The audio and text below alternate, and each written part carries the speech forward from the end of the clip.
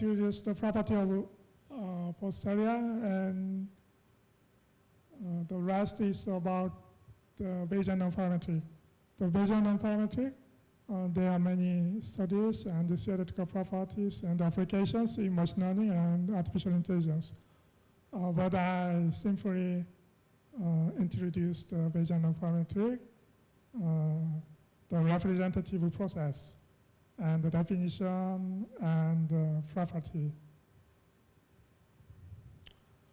Non-parametric model means the dimensions of theta are infinite. We can now consider the dimensions of theta is finite. Denoted by P instead of P given theta. If we consider the non-parametric models, is too large. So we restrict the class of P such that the function class the element of each other is continuous differentiable. We put the smoothness of the function. Now, Bayesian non-parametric can be used for random functions. So the Bayesian non-parametric put the Fouriers on the functions and you construct the random functions. And the random functions can be used inference in the beam function, distribution function, and hazard function, and so on.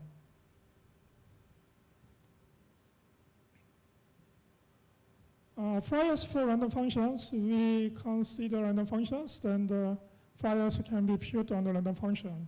There are two types, the stochastic process is the usual. And in Bayesian society, there are many proposals of stochastic process and applications. And the second is the sieve approach. Usually it is called as basis expansions. The function Fn is represented by the AN basis, and target function F can be approximated by Fn. Usually stochastic process are more elegant and is very good properties in mathematics and compact, but usually require heavy computations. And the basis expansions are simple, usually in use the B-spline or natural cubic spline and others, but has the problem of choosing AN. How to choose AN is a problem mistake in practice. So I introduced Bayesian non-parametric using stochastic process. I will introduce the Gaussian process, Dirichlet process, and the beta process.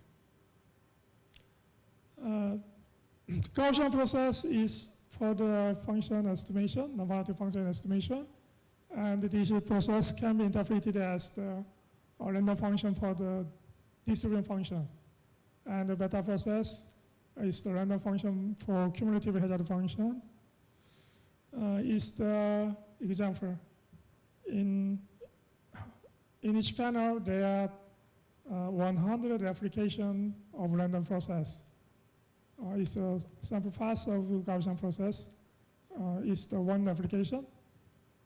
It is shown that the path is very, very smooth. And it is the sample path of dp. It is for the distribution function, bounded 0 and 1, between 0 and 1, and the monotone inclusion. There are 100 replications, and it is the one replication. You can see the many random jump points and jump size. Jump points are random and the jump size are random. But jump sizes are between 0 and 1, and the summation of jump size is equal to 1 with the power to 1. And the sample path of beta process is start from 0 defined on the positive value. There are 100 applications, and it is one of the applications. There's no bound, there's no upper bound. It can diverge. In fact, with the probability 1, this process diverge as t goes to infinite. The most important property is the beta process is that they are random jumps, and the jump size are between 0 and 1. In the Dirichlet process, jump size are between 0 and 1, but the summation is equal to 1, is the constraint. But the beta process, there's no constraint. The summation of jump size should be 1. On the jump size are between 0 and 1, so it can be used to the random parameter for the probability of variance distribution.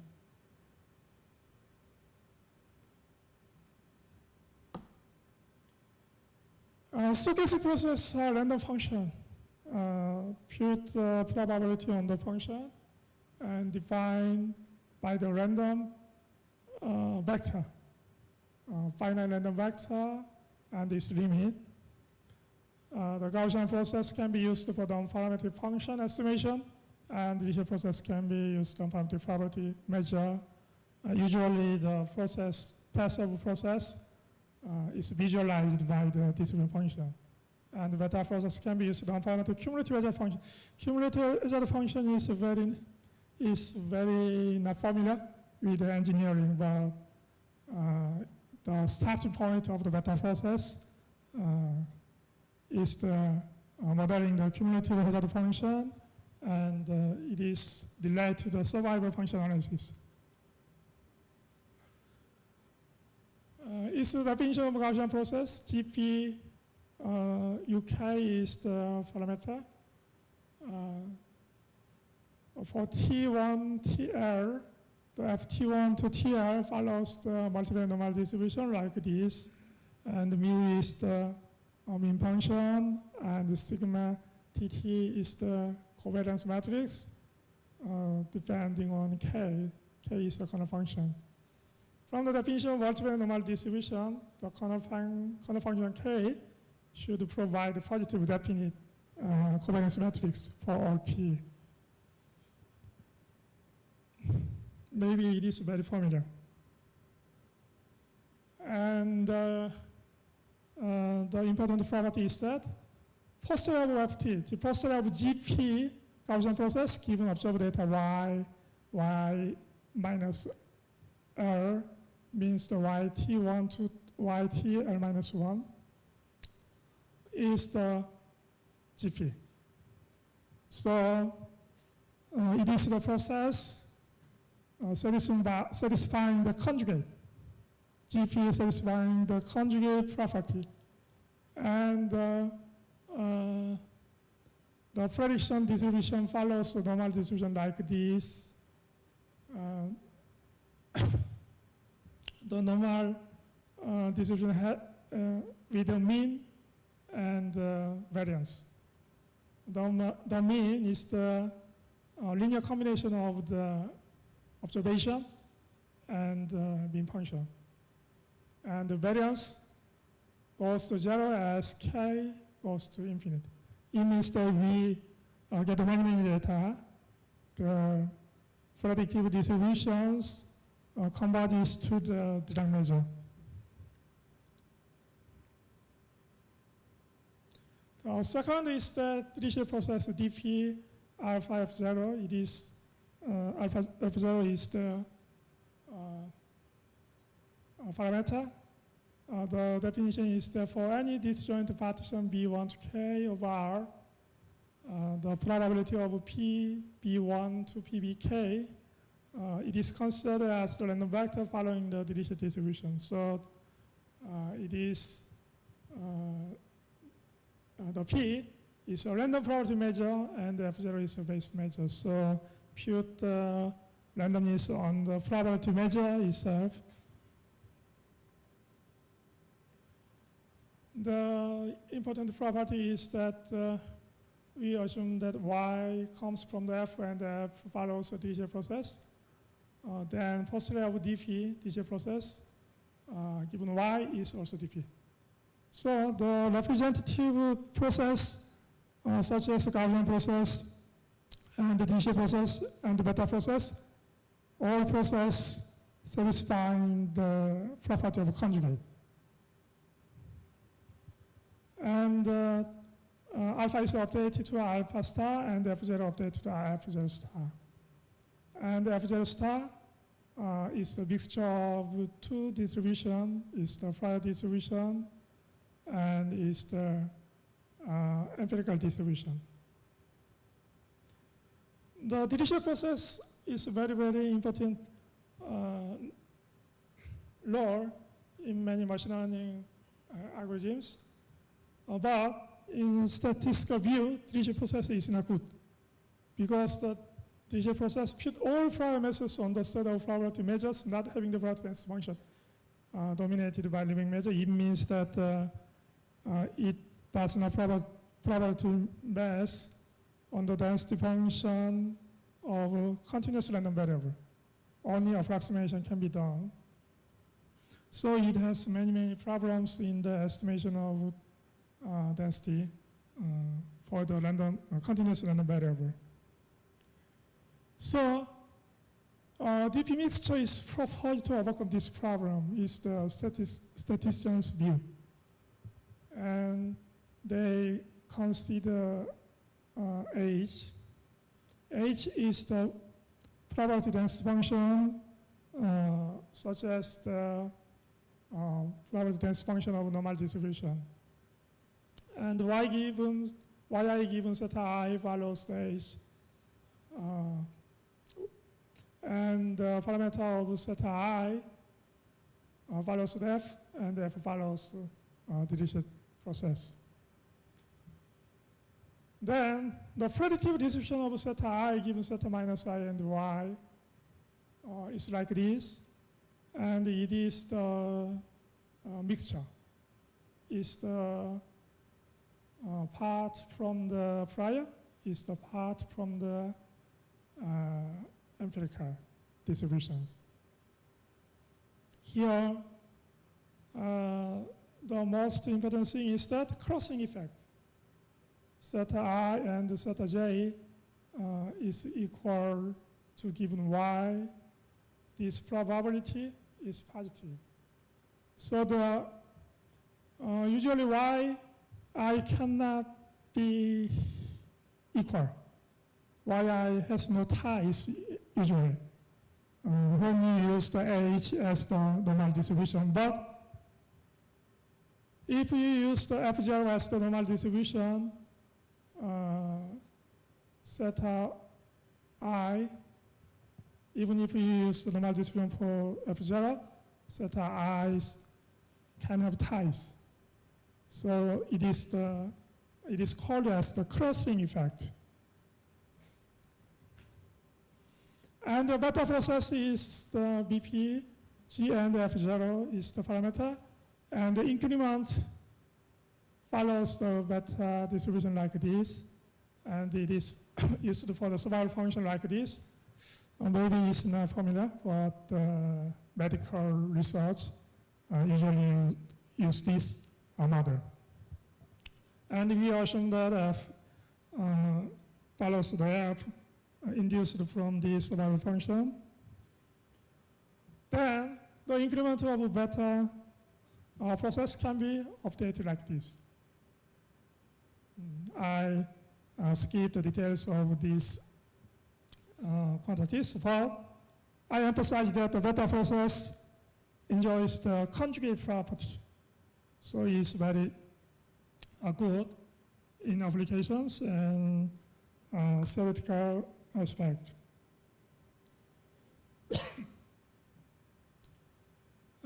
is the summarized table. 3 process, Gaussian process, DJ process, and the beta process.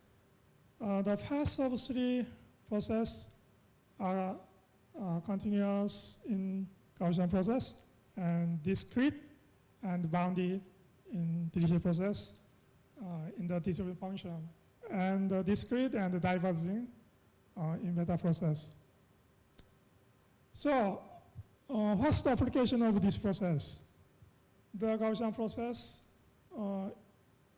process are used in regression and classification problem usually, and the DJ process are used in clustering and density estimation. It is usual application, and the beta process is used in the prior for binary and the matrix. It means that if we have many data, and in many data, there are many zeros. We have data such that we have the data having many zeros, usually called sparsity. Called as sparsity. Then the sparsity can be modeled as the Bernoulli distribution with the parameter p. If the Bernoulli distribution with p, the value of p is equal to 0, the observation should be 0. So the beta process, the jump size of beta process are between 0 and 1, and it can be used for the parameter in Bernoulli distribution. And it can be formulated to the prior for the binary and the matrix. The method of using the random process is a non-parametric function can be estimated, and it has shrinkage effect. Non-parametric function can be estimated because the Gaussian process, the DJ process, the PP process, beta process enjoy the property of conjugate. The mean of the process can be easily written and obtained. And all 3 processes has the shrinkage effect. It is known that the Gaussian process works in the space of reproducing color Hilbert space. So it has the shrinkage effect. The most important part is that the random process can assess the model uncertainty. What's the variation of model or the uncertainty? It's very important to assess the confidence and credibility of the prediction. Maybe this slide is very complex, and in my tutorial is the very rigorous theorem. In Bayesian analysis, probability of y is random, since the randomness of theta results in randomness of py given theta. Bayesian non-parametric, you use the notation of pi dp. Pi dp means the prior for p itself. The dimension is infinite, so we use this notation. Then the posterior of P is defined like this. It's the likelihood, and it's the prior, and it's the parameter space, and it's the subset of parameter space. Then Gauss and Adair, he's very strong statisticians in Bayesian non-parametrics. Prove this theorem. Very complex, but the main idea of this theorem is two. The first is that this blue line, and the second is that this blue line. It means that D means the complexity of Pn and the Pn is the subset of P. So it means that the complexity of the parameter space. So the complexity of the parameter space should be bounded like this. So in Bayesian analysis, we can cover the two complex models, and the complexity of parameter space can be bounded like this. And this means that here, this notation cannot be, may not be familiar with engineering. It's the KL divergence, in fact. And this means that the neighborhood with the distance, not distance, with the KL divergence, the prior mass of the neighborhood has the low bound. So the two small prior mass around the P0 makes the problem. So prior mass around the P0 has the low bound. It means that the prior masses around the P0 should be sufficiently large.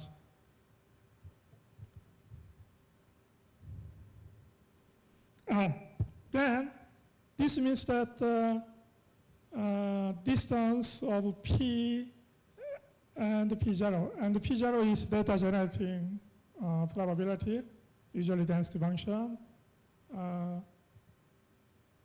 The posterior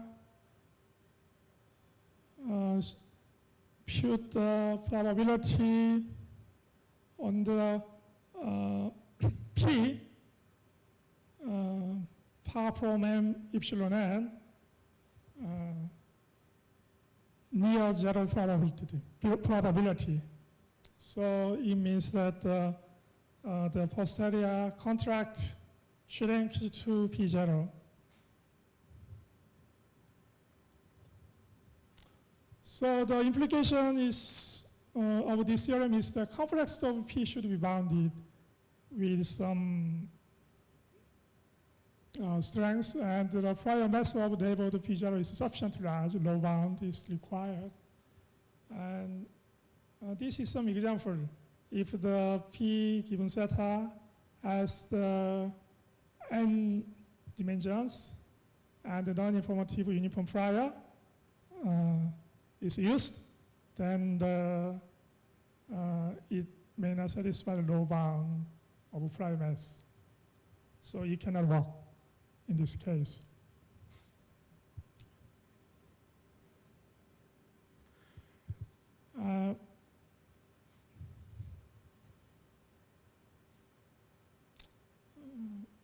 Before the application in machine learning and artificial intelligence, I summarized the previous tutorials. I introduced the concept of the probability and the Bayesian posterior and the prior likelihood and the marginal probability of Y. And some important properties of the posterior conjugate and the sequential updating, and some theoretical aspect of posterior and definition of the non-parametric Bayesians. In the applications in machine learning and artificial intelligence, I have three examples. The first, I have some background. Prediction is directly done by Bayesian approach because I show that starting of Bayesian is directly for the prediction. So the prediction is directly done by Bayesian approach. And Bayesian can consider parameter and hyperparameters as random. And usually computation burden is heavy, which requires various approximation methods. The third point is very important because in machine learning, there are many data. So the usual sampling methods, such as MCMC and others, cannot work. So the other variational inference and other approximation methods are popular. So I introduced variational inference in the Bayesian aspect. It is the approximation method for the posterior. MCMC requires a very long time for computation of posterior when data size is large. In my experience, it is usual in statistical analysis required computation times are 1 or 2 months for complex Bayesian models. Only with the data size of several thousand. So very, very long times are required. So the usual MCMC cannot be used in the machine learning society. In the very specific models, the MCMC and the other sampling techniques can be used. So variation inference is the approximation of the posterior, and the basic formula for variation inference is the KL divergence, such that it is the target posterior, and it is for the approximating the target posterior.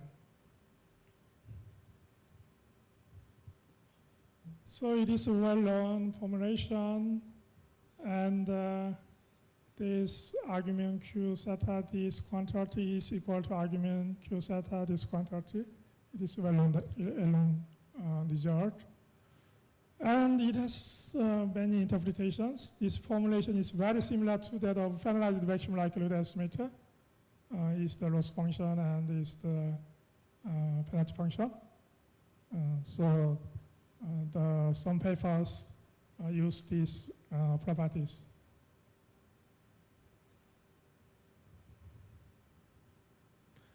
In addition, log py has the lower bound like this.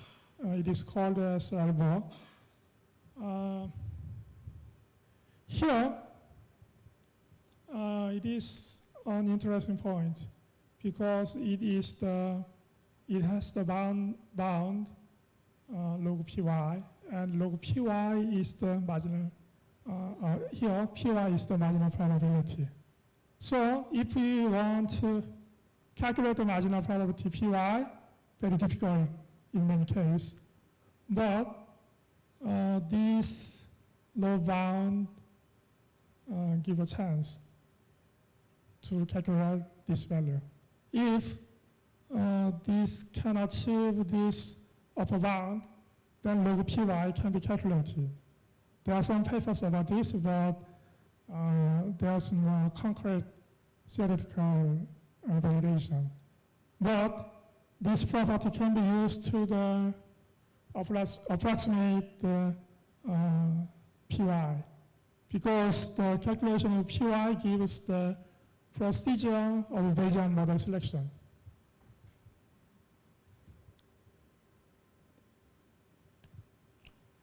Here, the posterior is very complex, so we use the simple QW.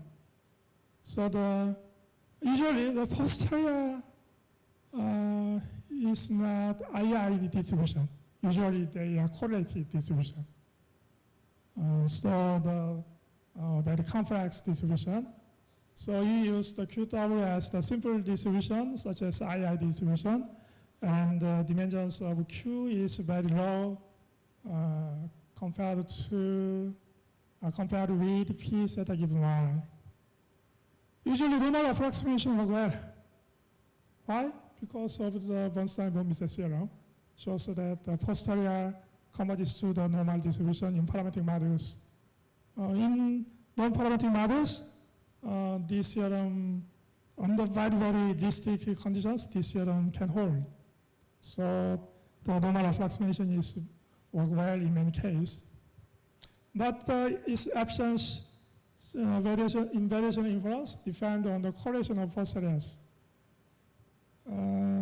Is the example of the variation inference is the true posterior, and is the beam field approximation. Is the very famous variation inference method. So what's the difference? Maybe the correlation structures are different. So if the posterior the distribution post area are like that. The mean field approximation is very similar, but the correlation is very high, so the shape of post area is like this, and the mean field approximation lost some information about post area, because usually mean field approximation and the Bayesian inference assume the IEIE distributions. So for the very correlated post area approximations, be careful to use the Bayesian inference. Now I showed 3 examples. The first is the clustering using DP mixture. Clustering is the very traditional task in machine learning, and almost the algorithm of clustering require hyperparameters such as number of clusters. It is very difficult. And in Bayesian, this hyperparameter can be treated as random. Merely consider it as random, and then clustering using the clustering effect of DP is the main idea to using the DP for the clustering.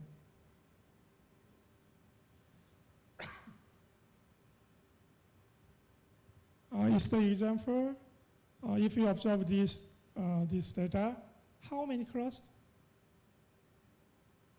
How many clusters? 3 or 5?